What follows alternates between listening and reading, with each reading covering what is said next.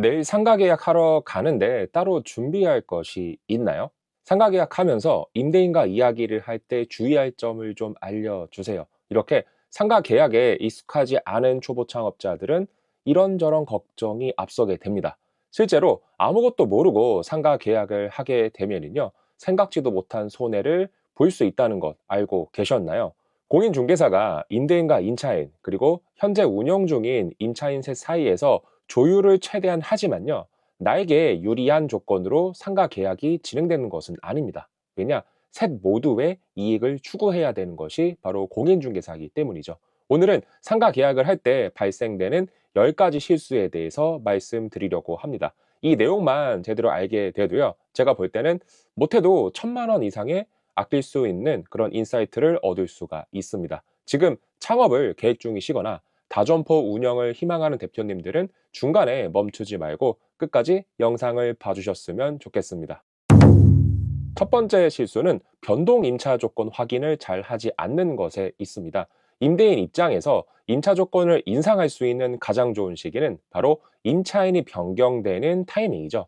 과거의 임차 조건이 앞으로도 그대로 이어진다는 보장은 없습니다. 그래서 상가 계약을 하기 전에 중개인을 통해서 임차 조건에 대한 확인을 정확하게 하는 것이 좋습니다. 계약 당일에 가서야 임차료를 50만 원 올리겠다던가, 아니면 매년 나는 5%씩 인상할 거다, 이렇게 통보하는 경우가 흔하게 발생되는 일이에요. 그래서 미리 정리를 하는 것이 중요합니다. 두 번째는 관리비를 체크 안 하는 실수를 하는 거죠. 보증금, 월세, 권리금만 확인하고 관리비를 제대로 확인하지 않는 경우가 의외로 많습니다. 건물에 엘리베이터가 있거나 관리업체가 있는 경우에는, 그리고 집합상가에 입점된 매장이 적은 경우, 이런 세 가지 케이스에서는 공용 관리비가 과도하게 나올 수가 있습니다. 평당 1만 원이다, 평당 8천 원이다, 이렇게 이야기하는 경우도 있는데요. 이게 전용 면적 기준인지 아니면 계약 면적 기준인지도 제대로 확인하는 것이 중요합니다. 이거 착각 잘못하면은 고정 관리비가 2배가 나올 수도 있는 거예요. 세 번째 실수는 인허가 사항을 관공서에 사전 체크를 하지 않는 겁니다. 과거부터 지금까지 일반 음식점으로 운영되었다라고 해서 인허가 사항이 양도양수가 무조건 되는 것은 아닙니다. 구청 위생과에 반드시 사전 확인을 하는 것이 중요한데요. 사실 97%는 특별한 문제가 발생되지는 않습니다. 그런데 희박한 확률로 건물에 하자가 있거나 아니면은 주무관의 어떤 판단에 의해서 인허가가 양도양수되지 않는 경우가 발생될 수도 있습니다. 모든 책임은 임차인이 지는 것이기 때문에 잔금 전에 인허가 문제가 없는지를 관련 부서에 미리 크로스 체크하는 것이 중요합니다. 네 번째 실수는요, 인근 상가의 임차 조건을 확인하지 않는 경우입니다. 검토하는 상가의 임차 조건이 높은 건지 낮은 수준인지 판단하는 것은요, 결국 인근 상가 시세를 통해서 판단해야 됩니다. 공인중개사가 이야기하는 내용만 듣고 덜컥 계약하지 마시고요.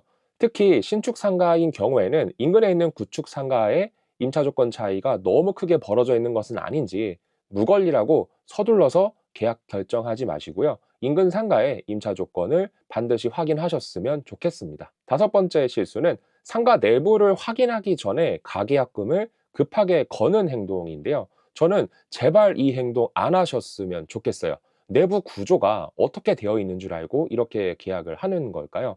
안에 들어가 보지도 않고 가계약을 거는 경우도 있고요. 아니면 로드뷰로만 보고 서둘러서 계약의사 전달을 하고 계약금 전달하는 경우도 있습니다. 이게 정말 위험한 행동인 게요, 결혼할 남녀의 얼굴도 보지 않고 미래를 결정하는 것과 똑같은 행동이에요.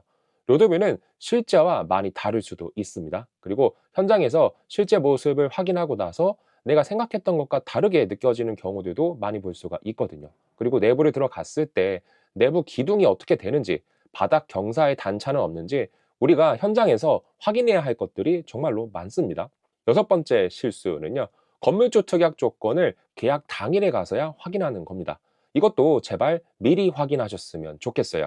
계약서 쓰는 날은요, 서명하고 도장 찍는 날이지 조건에 대해서 협의하는 날이 아닙니다. 임대인이 별도의 특약을 요구하는 경우도 많이 발생이 돼요. 대부분은 크게 문제가 되지 않는 내용이지만은 가끔 임차인 입장에서 무리한 요구를 특약으로 넣으려는 경우도 있습니다. 예를 들면 이런 거죠. 매매나 상속으로 인한 명의 변경 시에는 계약이 종료되는 것으로 한다. 이런 내용을 특약에 넣어달라고 요구하는 임대인들도 있습니다. 계약일 전에는 임차 조건에 대한 내용만 정리하는 것이 아니고요. 건물주가 특별하게 요구하는 그런 특약 조건이 없는지 중개인에게 2중, 3중으로 체크하는 것이 좋습니다. 실제 상가 계약을 진행하다 보면은요, 예상하지 못했던 일들이 자주 발생이 됩니다. 임대차 계약서에 무리한 내용을 요구하는 건물주를 만나서 저 같은 경우는 실제 계약서 작성에 8시간 이상 걸린 적도 있습니다. 일곱 번째 실수는요, 실외기 설치 위치를 확인하지 않는 거죠. 실외기는 건물 공용 공간에 설치되는 것이 일반적입니다. 문제는 이게 통하지 않는 경우가 있다라는 거죠. 상가 전면에 충분한 공간이 있어서 실외기를 앞에 두었는데, 아니면은 뒷공간에 충분한 공간이 있길래 알아서 실외기를 설치를 했는데, 관리단이나 임대인이 건물 관리 목적으로 실외기는 반드시 지정된 장소에 위치해야 한다면서 강압적으로 위치 변경을 요구하는 경우가 있습니다. 배관 길이가 늘어나게 되면은요, 거리에 따라서 많게는 100만 원에서 200만 원이 넘는 비용이 발생될 수 있기 때문에 이런 부분들은 미리 확인하는 것이 중요합니다. 사실 가장 최악의 상황은 이미 설치가 끝났는데 임대인이 갑자기 위치를 다른 곳으로 옮기라고 하는 거죠. 그래서 계약서를 작성할 때 실외기 위치에 대한 부분도 사전 협의를 반드시 하셔야 됩니다. 여덟 번째 실수는요, 누수 흔적을 확인하지 않는 거죠. 건물의 누수는 중개인이 체크를 하는 것이 아닙니다. 중개인도 물론 중개 대상물 확인 설명서에 누수 관련된 내용을 체크하게 되어 있기는 합니다. 그런데 일반적으로 오래된 건물의 경우에는 누수 가능성이 있음, 이런 표현으로 작성을 하게 되기 때문에 실질적인 체크는 우리가 직접 하는 것이 필요하다라는 거죠. 건물의 노후로 인한 누수는 임대인의 책임하에 복구가 가능합니다. 하지만 누수 가능성을 미리 알고 있다면 우리가 사전 조치를 할 수도 있겠죠. 2000년대 이전에 지어진 건물의 경우에는 노후로 인한 자연 누수가 발생되는 경우가 실제로 많습니다. 그래서 계약하기 전에 위층이나 인근 호수 임차인을 만나서 누수 문제가 없었는지 별도의 인터뷰를 하는 것도 좋습니다. 아홉 번째 실수는요, 공용 화장실 체크를 하지 않는 겁니다. 공용 화장실이 제대로 관리되지 않은 건물 의외로 많습니다. 관리비를 내는데 어느 정도는 관리가 될 것이라 생각할 수 있지만요, 그렇지 않은 경우도 많습니다. 노후된 건물의 경우는 화장실 관리 상태가 어떠한지 임대인이나 관리인과 정확하게 대화를 나누는 것이 좋고요. 가게 청소는 우리가 몇 번이라도 할 수 있지만은 임차인이 매번 공용 화장실 청소를 할 수 있는 것은 아니거든요. 간혹 임차인이 직접 공용 화장실 인테리어를 새로 하는 경우도 있는데요.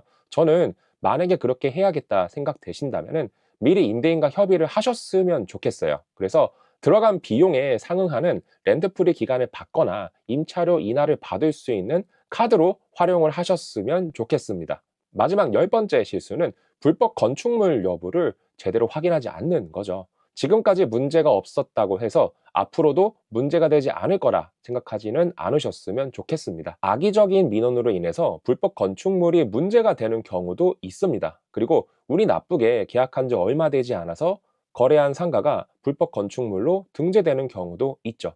건축물 대장상에 불법 건축물이 있는지만 보지 마시고요. 등재되어 있지 않더라도 실제로 불법 건축물 상태가 있는지를 제대로 확인하고 나서 임대차 계약, 권리 계약을 맺어야만 합니다. 지금까지 말씀드린 팁만 제대로 챙겨도요, 저는 최소 1000만 원 이상의 손해를 막을 수 있다고 생각합니다. 상가 계약, 이제 어느 정도는 좀 준비가 되셨을까요?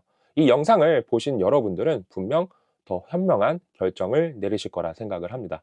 앞으로 더 많은 상가 계약 꿀팁이 필요하시다면 구독 버튼 꼭 눌러 주시고요. 앞으로도 여러분의 상권 분석과 상가 투자를 돕는 정보를 가득 담아서 찾아뵙도록 하겠습니다. 좋아요와 댓글 잊지 마시고요. 여러분의 성공을 언제나 응원하겠습니다.